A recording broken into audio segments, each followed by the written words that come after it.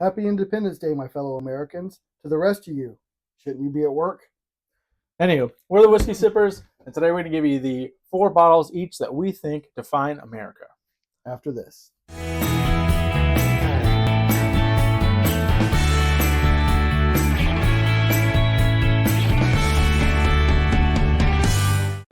All right, everybody. So these are the 4 bottles we think define America. These are bottles that neither of us have seen. My 4 bottles and his 4 bottles, and take these with a grain of salt because they're just kind of some fun bottles that we think make America. So on this Independence Day. On this Independence Day. For Americans. For Americans. America. Anyway, Todd, you want to take it away? Sure, I'll start out. So,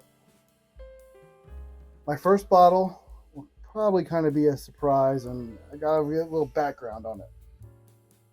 So, Old Overholt. Okay. 114. Why would I pick Old Overholt? Do tell us more. I will. So, early in our country's history, right, when the settlers came over from Europe, and particularly from Ireland and Scotland and Germany, a lot of them were distillers. Mm-hmm. And they distilled barley. That was the primary grain they were using over there. When they got here and they started to spread through like Maryland and to Pennsylvania, they found barley didn't take as well, so it was expensive to ship from Europe. But rye, which is a hardy grain, which survived the Northeast winters much better, took to the soil well. So when they started distilling, they used rye rather than barley. So rye whiskey was actually very popular. George Washington had his own distillery in Mount Vernon. Good man. Rye whiskey, right? He planted rye. He made a rye whiskey. Rye was kind of the most prominent whiskey early in our country's history. So I decided, well, if I'm going to do something to define America, it needs to be a rye. Old Overholt, specifically, is the oldest continuous brand produced in the United States. It began in 1810, and it has been produced since. During Prohibition, they were one of a handful of distilleries that was able to get a medicinal license and continue to produce. Even though alcohol was illegal, it became something that would be prescribed for doctors for a headache, or you had a cough, or something like that, right? So it's changed hands several times. The brand is now produced by Beam. It's no longer produced in Pennsylvania. However, it has been used since 1810. So it's the longest running brand. And why I picked the 114 proof and specifically is I won't drink this neat. It's not that great of a pour. It's not great over ice, but it is my favorite mixer. It's got a mintiness that really shines through when you're using it as a mixer in a cocktail, such as an old fashioned or a Manhattan, or just if you're mixing it with like a Dr. Pepper or something like that. And just the history of Old Overholt itself and rye whiskey in America in general is why I picked it as my first bottle to define America. Awesome. Well, we'll see if I can get some history on this one, but I went with E.H. Taylor single barrel, or just E.H. Taylor in general. The reason why I went with the E.H. Taylor was for the Bottle and Bond Act of 1897.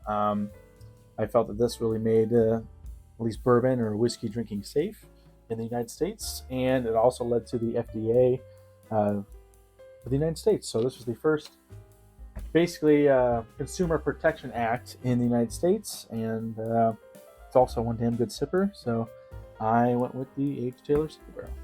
Short and sweet. What else you got next? All right. So this next one, yeah, people might not like this one, but let me explain. George T. Stagg. So to me, this is what bourbon, Kentucky bourbon, is supposed to taste like. Yeah. This is the quintessential pour of tobacco and leather and caramel and vanilla, and this just equals that elite status of bourbon, right? Also, Buffalo Trace is the oldest running distillery in the U.S. So even though it may have changed hands across different brands, it's the longest running single distillery. And this is the epitome of quintessential bourbon, in my opinion. So that's why I picked George. Yeah, it's definitely in my top 5 of bourbons, and I have some, and that was actually the bottle I had at my wedding. So, yeah, I was very excited for some George T. Stagg on my wedding day to open that bottle. Well, let's see what I have next here. So, I went off a little bit, and I went with Old Forester. So the reason why I went with Old Forester, doesn't matter which different type of Old Forester. I just went with because it was the first bottled bourbon or bottled whiskey. I felt that they made it safer for people, consumers, to have a bottled bourbon and whiskey. And I wasn't there for the time, but I thought that was a cool, unique fact about Old Forester. And that's why I chose Old Forester. Old Forester also was one of the few distilleries that had a medicinal license during Prohibition. Uh-huh. So they were able to continue to produce like Old Overholt, even though alcohol became illegal. Mm-hmm. All right, what do you got next? So, if George T. Stagg is the quintessential elite bourbon, what represents the backbone of America? Mm-hmm. The blue collar, working man, do it all bourbon. Wild Turkey 101. This is a bourbon that I can drink neat, I can put over ice, I can put it in a mixer. It doesn't matter what I ask it to do, it's going to be good at it. Mm-hmm. It is. So when I growing up, I was a huge baseball fan, and I was a fan of a guy called Bip Roberts. Right? Probably never heard of him. Nope. Because he wasn't famous. I like baseball, but he wasn't an all-star. He wasn't a big name. Bip Roberts played second base, shortstop, third base, right field, left field, center field. He was the utility player. He could do everything. And that's Wild Turkey. And that represents kind of that blue-collar spirit of America to me. Whatever needs to be done, we can get it done. And Wild Turkey gets it done. Awesome. Well, let's see what we got here. Well, I might get some hate for this, I might not, but I had to go with some Blanton's.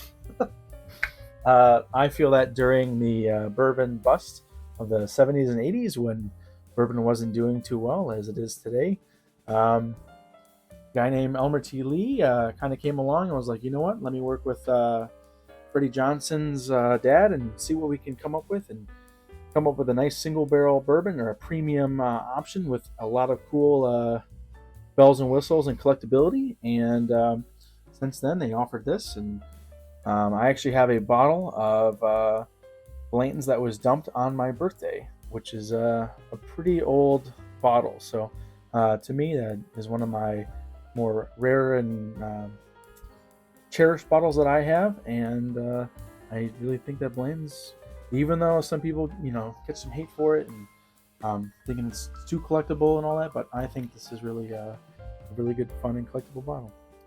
First single barrel, right? Wasn't it the first single barrel? Yep. All right. So, my last bottle.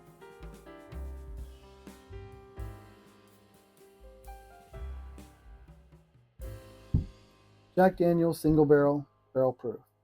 Specifically more Jack Daniel's itself. Mm-hmm. So Jack Daniel's was the first federally registered distillery in the United States, and it is the largest producing single brand in the world. And to me, it is just covers all the bases. It's a working man's bourbon. If you're doing Old Number 7, if you want something better, higher value, higher taste, you get the single barrel proof. That was my daily sipper in another video we did. I absolutely love it. It's like $60. You just can't beat it. And it's available everywhere. So to me, this is kind of the overall, my number one, this is what I'm going to use to represent America. Especially when you want a little more proof than the Wild Turkey or the Rare Bead. Usually gets up in that like high 30s, high 20s. So Yeah, and it's easy to get. Yeah. So. All right. Well, last but not least, I went with Eagle Rare because it's got a freaking eagle on it. And let me tell you, a lot of people like this one. And 10-year, it's a little low proof, 90 proof, but 10-year Eagle Rare.